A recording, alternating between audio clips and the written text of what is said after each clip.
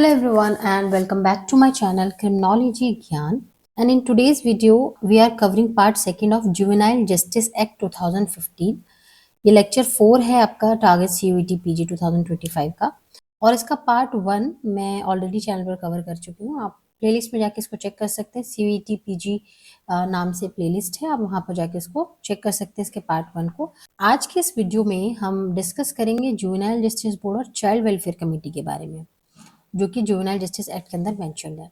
Juvenile justice board section 4 के अंदर mentioned है और child welfare committee section number 27 of this act में मेंशन्ड है। Juvenile justice board child in conflict with law से deal करता है और चाइल्ड वेलफेयर कमेटी डील करता है child in need of care and protection से। Child in conflict with law क्या होते हैं और child in need of care and protection क्या होते हैं, ये मैंने पार्ट 1 में आपको बताया हुआ है, तो वहां पर जाकर आप चेक कर सकते हैं। तो जो जुवेनाइल जस्टिस बोर्ड होता है ये एक अथॉरिटी होती है जो child in conflict with law से डील करती है। तो इसमें क्या होना चाहिए, मेंबर्स भी होने चाहिए। तो कितने मेंबर्स होते हैं जुवेनाइल जस्टिस बोर्ड के अंदर? 3 मेंबर्स होते हैं, जिसमें से एक होता है प्रिंसिपल मैजिस्ट्रेट और 2 सोशल वर्कर होते हैं। प्रिंसिपल मैजिस्ट्रेट होता है वो कौन हो सकता है, या तो वो मेट्रोपॉलिटन मैजिस्ट्रेट होना चाहिए या फिर जुडिशियल मैजिस्ट्रेट होना चाहिए फर्स्ट क्लास। अब थोड़ा सा ना आपको कंफ्यूज भी किया जा सकता है कि क्या चीफ मेट्रोपॉलिटन मैजिस्ट्रेट या chief judicial magistrate of first class principal magistrate बन सकते हैं। So answer is no, only metropolitan magistrate और judicial magistrate of first class ये ही प्रिंसिपल मैजिस्ट्रेट बन सकते हैं। नेक्स्ट मैंने बात करी कि 2 सोशल वर्कर्स होने चाहिए, जिसमें ये क्राइटेरिया और रख दिया कि ये 2 जो सोशल वर्कर्स हैं इनमें से एटलीस्ट 1 जो है वो वुमेन होनी चाहिए।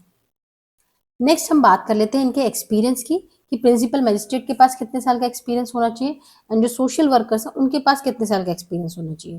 तो जो प्रिंसिपल मैजिस्ट्रेट है उसके पास एटलीस्ट 3 इयर्स का एक्सपीरियंस होना चाहिए और जो सोशल वर्कर्स हैं उनके पास एटलीस्ट 7 इयर्स का एक्सपीरियंस होना चाहिए रिलेटेड टू हेल्थ, एजुकेशन, या फिर उन्होंने अगर बच्चों के वेलफेयर से रिलेटेड कोई एक्सपीरियंस है उनके पास तो वो 7 साल का उनके पास एक्सपीरियंस होना चाहिए। या फिर वो प्रैक्टिसिंग प्रोफेशनल होने चाहिए और उनके पास डिग्री होनी चाहिए चाइल्ड साइकोलॉजी से रिलेटेड, साइकेट्री से रिलेटेड, सोशियोलॉजी से रिलेटेड या फिर लॉ से रिलेटेड। तो वो इस बोर्ड में मेंबर्स के रूप में चुने जाएंगे। नेक्स्ट हम बात कर लेते हैं कि कौन से ऐसे लोग होंगे जिनको हम एज अ मेंबर सेलेक्ट नहीं कर सकते। फर्स्ट, अगर कोई पर्सन जिसका पास में ऐसा कोई रिकॉर्ड रहा है कि उसने कोई ह्यूमन राइट वायलेशन किया है या फिर चाइल्ड राइट वायलेशन किया है तो उसको हम एज अ मेंबर सेलेक्ट नहीं कर सकते। सेकेंड थिंग, अगर उसने कोई ऐसा ऑफेंस किया है जो मोरल टर्प्यूट्यूड से रिलेटेड है, मोरालिटी से रिलेटेड है ना, जैसे चीटिंग हो गया, ऑनेस्टी से रिलेटेड कोई चीज हो गई जो मोरली रॉन्ग भी है एंड ऑफेंस भी है, तो इस तरीके के जो ऑफेंसेस होते हैं अगर उस पर्सन ने किया है तो भी वो एलिजिबल नहीं होगा एज अ मेंबर सेलेक्ट होने के लिए बोर्ड में। नेक्स्ट हम बात कर लेते हैं, अगर कोई एक पर्सन है उसको रिमूव करा गया है या डिसमिस किया गया है किसी भी सर्विस से बाय सेंट्रल गवर्नमेंट या बाय स्टेट गवर्नमेंट या फिर ऐसी किसी ऑर्गेनाइजेशन द्वारा या ऐसी किसी कॉर्पोरेशन द्वारा या अंडरटेकिंग द्वारा जो कि सेंट्रल गवर्नमेंट या स्टेट गवर्नमेंट हैंडल करती है, कंट्रोल करती है, उस ऑर्गेनाइजेशन द्वारा, उस कॉर्पोरेशन द्वारा अगर उस पर्सन को रिमूव या डिसमिस कर दिया गया है तो भी वो पर्सन एलिजिबल नहीं होगा।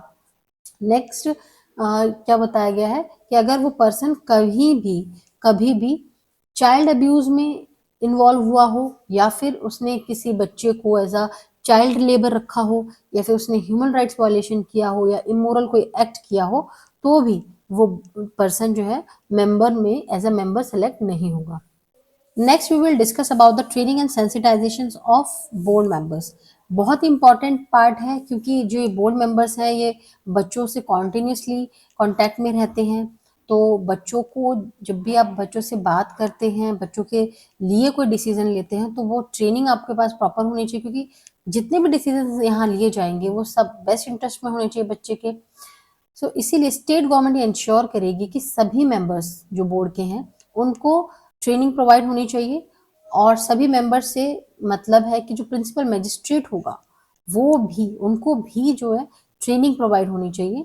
ट्रेनिंग में जो फोकस एरिया रहेगा मेन वो किस पर रहेगा, care, protection and rehabilitation of children के ऊपर और बच्चों के लीगल प्रोविजन से रिलेटेड उसके ऊपर फोकस रहेगा एंड बच्चे को जस्टिस किस तरीके से दिलाया जा सकता है उस पर ये फोकस करेगा। इसके अलावा यहाँ पे टाइमलाइन भी आपको दी गई है कि विद इन 60 डेज जो भी मेंबर को अपॉइंट किया जाएगा विद इन उस डेट से लेकर विद इन 60 डेज ये ट्रेनिंग कंप्लीट हो जानी चाहिए। नेक्स्ट ड्यूटीज की बात करते हैं। जुवेनाइल जस्टिस बोर्ड की ड्यूटीज क्या क्या है। तो सबसे पहले यहाँ पर क्या देखेंगे कि जो भी प्रोसेस रहेगा, क्रिमिनल जस्टिस सिस्टम का जो भी पूरा प्रोसेस रहेगा बच्चे से रिलेटेड, है ना। यहाँ पे कौन से बच्चे होंगे? Child in conflict with law वाले, कि बच्चे ने एक्चुअल में कोई क्राइम किया है या नहीं, बच्चे को एज ए एडल्ट ट्रीट करना चाहिए या नहीं, ये सारे फैक्टर्स को देखना ये काम किसका है? जुवेनाइल जस्टिस बोर्ड का है। सेकेंड थिंग क्या है कि जो भी बच्चे से रिलेटेड प्रोसेस में चीजें हो रही हैं ना, उसको बच्चे को, बच्चे के पेरेंट्स को, उनके गार्जियंस को इन्फॉर्म करना जरूरी है। थर्ड थिंग क्या है कि बच्चे के राइट्स को प्रोटेक्ट किया जा रहा है हर प्रोसेस में, इंश्योर करना भी जुवेनाइल जस्टिस बोर्ड का काम है। फोर्थ थिंग क्या है कि बच्चे को फ्री लीगल एड प्रोवाइड किया जा सके through legal service institutions. Next one is कि अगर बच्चे को लैंग्वेज को समझने में कोई डिफिकल्टी आ रही है तो बोर्ड का जो ड्यूटी रहने वाला है वो ये कि उस बच्चे को कोई इंटरप्रेटर या ट्रांसलेटर प्रोवाइड किया जा सके, ताकि जो प्रोसीडिंग्स हो रही हैं वो थोड़ी स्मूथली हो पाए एंड बच्चे का भी जो पर्सपेक्टिव है वो समझा जा सके। ऑल्सो ये भी देखा जाता है कि जो भी बच्चे इन कॉन्फ्लिक्ट विद लॉ हैं और ऑल्सो वो इन need of care and protection भी हैं, तो उस केसेस में नेसेसरी सपोर्ट जो है वो जुवेनाइल जस्टिस बोर्ड देखेगी कि क्या क्या बच्चे को नेसेसरी सपोर्ट की जरूरत है, वो प्रोवाइड कराएगी।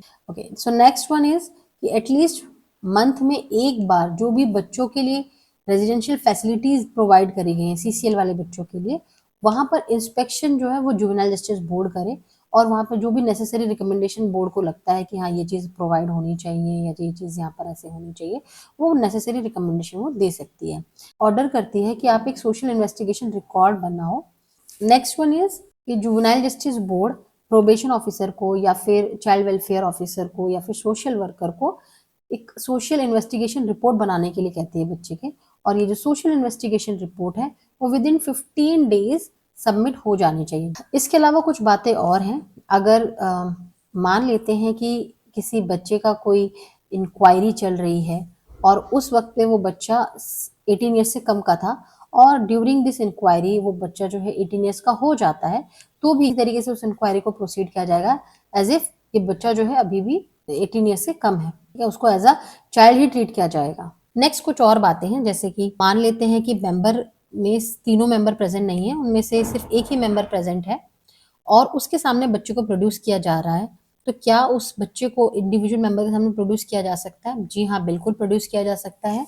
और वो इंडिविजुअल मेंबर जो है ऑर्डर्स भी दे सकता है, और सिर्फ इस बेसिस पर कि बाकी मेंबर्स एब्सेंट थे और इस पर्सन ने कोई ऑर्डर दे दिया है तो उसको इनवैलिड नहीं माना जाएगा, वो ऑर्डर तब भी वैलिड रहेगा। जो फाइनल डिसीजन होगा, जो केस का जो फाइनल डिस्पोजल होगा, उस केस में एटलीस्ट 2 मेंबर्स का होना जरूरी है, जिसमें से एक मेंबर जो है प्रिंसिपल मैजिस्ट्रेट रहेगा ही रहेगा। तो इसका मतलब ये हुआ कि जो 2 सोशल मेंबर्स हैं उन दोनों में से अगर एक एब्सेंट रहेगा तो भी काम चल जाएगा, बट प्रिंसिपल मैजिस्ट्रेट का होना जरूरी है फॉर फाइनल केस डिस्पोजल। इसके अलावा कि अगर डिसीजन मेकिंग प्रोसेस की अगर हम बात करें, तो अगर कोई ऐसा डिसीजन है जहां पर 2 लोग एक बात कह रहे हैं और एक पर्सन जो है अलग बात कह रहा है, तो जो मेजॉरिटी जो जिस डिसीजन पर आती है वो डिसीजन माना जाएगा। बट इन केस सभी लोगों का डिसीजन अलग अलग है, तो उस केस में प्रिंसिपल मैजिस्ट्रेट का जो ओपिनियन रहेगा वो मैटर करेगा। नेक्स्ट हम लोग बात कर लेते हैं चाइल्ड वेलफेयर कमेटी की। सेक्शन नंबर 27 जेजे एक्ट के सीडब्ल्यूसी को डिफाइन किया गया है, जो बताया गया है कि जो सीडब्ल्यूसी है वो किस पर काम करती है? Children in need of care and protection के ऊपर काम करती है। ऑल्सो एक डिस्ट्रिक्ट में एक या एक से ज्यादा चाइल्ड वेलफेयर कमिटीज हो सकती हैं। मेंबर्स की बात कर लेते हैं चाइल्ड वेलफेयर कमेटी के, तो 5 मेंबर्स होते हैं टोटल, जिसमें एक चेयरपर्सन होता है और 4 अदर मेंबर्स होते हैं, और इन 4 मेंबर्स में से एटलीस्ट 1 शुड बी वुमेन। यहाँ पर भी इनके ट्रेनिंग की बात करी जाती है, इनके सेंसिटाइजेशन की बात करी जाती है। तो वो जो इंडक्शन ट्रेनिंग है वो नोटिफिकेशन के 2 मंथ्स के अंदर इन लोगों को वो ट्रेनिंग मिल जानी चाहिए। एक्सपीरियंस की बात कर लेते हैं, तो कमेटी मेंबरशिप के लिए एटलीस्ट 7 इयर्स का एक्सपीरियंस होना जरूरी है, और ये 7 इयर्स का एक्सपीरियंस किस फील्ड में? हेल्थ, एजुकेशन या वेलफेयर एक्टिविटीज जो कि बच्चों से रिलेटेड है, या फिर प्रैक्टिसिंग प्रोफेशनल होने चाहिए जिनके पास डिग्री होनी चाहिए child psychology, psychiatry, law, social work, sociology या ह्यूमन डेवलपमेंट से रिलेटेड। इसमें एक बात नोट करने की और ये भी है कि जो कमिटी मेंबर्स हैं, हर एक मेंबर का जो टाइम पीरियड रहेगा वो मैक्सिमम 3 इयर्स का है, या 3 इयर्स के बाद मेंबर्स जो है चेंज हो जाएंगे। नेक्स्ट हम बात कर लेते हैं डिसीजन मेकिंग प्रोसेस की। इसमें भी सेम वही प्रोसेस रहता है कि अगर मेजॉरिटी जिस तरफ है किसी ओपिनियन को लेकर, तो मेजॉरिटी का जो ओपिनियन रहेगा वो माना जाएगा। लेकिन अगर मान लेते हैं कि सबका ओपिनियन अलग अलग है, तो जो चेयरपर्सन का जो ओपिनियन रहेगा वो फाइनल डिसीजन रहेगा। कमिटी इनके इंडिविजुअल पर्सन के सामने भी बच्चे को प्रोड्यूस किया जा सकता है, और कमिटी अगर किसी पर्सन के एब्सेंस में कोई ऑर्डर देती है तो भी वो वैलिड रहेगा, एंड एटलीस्ट 3 मेंबर्स प्रेजेंट होने चाहिए फाइनल केस डिस्पोजल में। पावर्स की बात करते हैं सीडब्ल्यूसी के, तो पहला कमिटी के पास क्या पावर है कि जितने भी सीएनसीपी मतलब child in need of care and protection से रिलेटेड जो बच्चों के जो भी care, protection, treatment, development, rehabilitation से रिलेटेड कोई भी इश्यूज आते हैं, तो उन सभी केसेस को डिस्पोज ऑफ करने का काम जो है कमिटी का रहने वाला है। ऑल्सो बेसिक नीड्स और प्रोटेक्शन जो है वो भी प्रोवाइड करने का काम कमिटी का है। इसके अलावा कमिटी जो बनी है वो किसी भी एरिया में बनी है या कोई और भी लॉ अगर आ रहा है बीच में, तो लेकिन सीएनसीपी का पावर होती है कि इस एक्ट के अंदर जितनी भी प्रोसीडिंग्स हैं वो सारा का कंट्रोल सीडब्ल्यूसी के पास है। सीएनसीपी से रिलेटेड जो भी इस एक्ट के अंदर जितने भी प्रोविजंस दे रखे हैं सीडब्ल्यूसी के पास, उसके पास पावर है कि वो उसमें एक्ट करे। फंक्शंस की बात कर लेते हैं सीडब्ल्यूसी की। तो सबसे पहला फंक्शन क्या है कि जो भी कमेटी के सामने जिस बच्चे को प्रोड्यूस किया जाएगा उसका कॉग्निजेंस लेना, उस बच्चे के जो प्रोटेक्शन से रिलेटेड, रिहैबिलिटेशन से रिलेटेड सारी चीजों को जो है चाइल्ड वेलफेयर कमेटी देखेगी। सेकेंड थिंग, बच्चे की सेफ्टी एंड वेलबींग से रिलेटेड जो भी इश्यूज हैं रिलेटेड, उसकी इंक्वायरी करना चाइल्ड वेलफेयर कमेटी का काम है। ऑल्सो चाइल्ड वेलफेयर ऑफिसर्स को या फिर प्रोटेक्शन ऑफिसर्स को या फिर डीसीपीओज को या एनजीओज को डायरेक्ट करना कि वो सोशल इन्वेस्टिगेशन रिपोर्ट बनाए और कमेटी को सबमिट करें। चाइल्ड वेलफेयर कमेटी का ये भी काम है कि सीएनसीपी वाले जो बच्चे हैं उनके लिए फिट पर्संस को डिक्लेयर करना आफ्टर इंक्वायरी। नेक्स्ट, बच्चे को फोस्टर केयर में रखने का काम भी चाइल्ड वेलफेयर कमेटी का है। ऑल्सो ये इंश्योर करना है बच्चे के केयर, प्रोटेक्शन और रिहैबिलिटेशन, रिस्टोरेशन के लिए भी देखना, वो काम भी चाइल्ड वेलफेयर कमेटी का है। और ये किसके बेसिस पर किया जाता है? चाइल्ड के जो इंडिविजुअल केयर प्लान बनते हैं, इंडिविजुअल केयर प्लान बनते हैं, उसके बेसिस पर बच्चे का केयर, प्रोटेक्शन, इन सब का ध्यान रखा जाता है। एंड नेसेसरी डायरेक्शंस पेरेंट्स से रिलेटेड या गार्जियन से रिलेटेड या फिट पर्सन से रिलेटेड, उनको नेसेसरी जो भी डायरेक्शंस देने होते हैं वो चाइल्ड वेलफेयर कमेटी देती है। नेक्स्ट हम बात कर लेते हैं कि बच्चे के एज, जेंडर, डिसेबिलिटी, इन सबको ध्यान में रखते हुए बच्चे के लिए कौन सा चाइल्ड केयर इंस्टीट्यूशन इंपॉर्टेंट है जहाँ पे बच्चे को रखा जा सकता है, वो चाइल्ड वेलफेयर कमेटी डिसाइड करेगी। एंड ऑल्सो अगर कोई बच्चा है जो कि अपने फैमिली से अबेंडन कर दिया गया है, उसको फैमिली से अबेंडन कर दिया गया है या फिर वो अपनी फैमिली से बिछड़ गया है, तो चाइल्ड वेलफेयर कमेटी एफर्ट्स लगाती है कि उस बच्चे को वापस से रिस्टोर करे। नेक्स्ट, अगर कोई बच्चा है ऑर्फन है, अबेंडेंड है या सरेंडर्ड बच्चा है, तो उसको क्या करना है? लीगली फ्री करना है अडॉप्शन के लिए इंक्वायरी के बाद। नेक्स्ट क्या पॉइंट कहता है कि अगर ऐसे बच्चे जिनको सेक्सुअली अब्यूज किया गया है और वो child in need of care and protection भी हैं, तो उस केस में जो चाइल्ड वेलफेयर कमेटी है वो उस तरीके के बच्चों के रिहैबिलिटेशन के लिए स्टेप लेती है, और juvenile special juvenile police unit को या फिर लोकल पुलिस यूनिट को क्या है इस बारे में एक्शन लेने के लिए डायरेक्ट कर सकती है। ऑल्सो जो जुवेनाइल जस्टिस बोर्ड है, अगर वो कोई केस रेफर करती है कि भाई ये बच्चा जो है child in conflict with law भी है एंड सीएनसीपी भी है ना, child in need of care and protection भी है, तो वो जो केसेस बोर्ड रेफर करती है चाइल्ड वेलफेयर कमेटी को, उन केसेस को भी डील करने का काम क्या है? चाइल्ड वेलफेयर कमेटी का है। नेक्स्ट, एटलीस्ट हर मंथ 2 इंस्पेक्शन विजिट्स जो है यहाँ पर कंडक्ट करना जरूरी है सीएनसीपी के लिए। एंड जो भी डीसीपीओ या स्टेट गवर्नमेंट से रिलेटेड जो भी इम्प्रूवमेंट की जरूरत है उसके लिए रिकमेंड कर सकती है सीडब्ल्यूसी। ऑल्सो जैसे जो पेरेंट्स हो गए वो अपने बच्चे को क्या करते हैं, अबेंडन कर देते हैं। चाइल्ड वेलफेयर कमेटी का काम क्या है कि उनको टाइम दें प्रॉपर, कि भाई आपने जो डिसीजन लिया है आप वापस उसको रिकंसिडर करें। और कोशिश यही करी जाती है कि फैमिली को जो है साथ में रखा जाए, क्योंकि ऐसा हमने अभी प्रिंसिपल्स जो पढ़े थे उसमें वो क्या कहता है कि बच्चे को जो बेस्ट इन्वायरमेंट है, बच्चे को जो बेस्ट केयर, प्रोटेक्शन, रिहेबिलिटेशन, जो भी ये चीज़ें हैं वो बेस्ट उसकी फैमिली ही दे सकती है। तो ये कमेटी जो है ये कोशिश करती है कि फैमिली को साथ रखे, लेकिन अगर फिर भी पेरेंट चाहते हैं कि नहीं हम अपने इस बच्चे को नहीं रखेंगे, तो उस केस में वो उनको अप्रोप्रिएट टाइम देती है कि भाई आप रिकंसिडर कर लीजिए, अदरवाइज फिर हम क्या करेंगे, इस बच्चे को लीगली फ्री फॉर अडॉप्शन दे सकते हैं। इसके अलावा कुछ ऐसे केसेस होंगे जहां पर चाइल्ड वेलफेयर कमेटी को लगता है कि हमें खुद से ये डिसीजन लेना पड़ेगा, उस केस को किसी ने रिपोर्ट नहीं किया है, बट जो सीएनसीपी वाले बच्चों के लिए खुद से वो सुओ मोटो कॉग्निजेंस ले सकती है। और ये जो डिसीजन है वो एटलीस्ट 3 मेंबर्स मिलकर डिसाइड करेंगे कि हाँ भाई ये केसेस जो है इसको हम as a suo moto case ले सकते हैं। इसके अलावा जो लेबर डिपार्टमेंट हो गया, पुलिस हो गई, या फिर बाकी एजेंसीज हो गई जो भी बच्चे के केयर एंड प्रोटेक्शन में पार्टिसिपेट करती हैं, इन्वॉल्व होती हैं, उनसे कोऑर्डिनेट करने का काम जो है चाइल्ड वेलफेयर कमेटी का है, with the support of DCPU या फिर स्टेट गवर्नमेंट।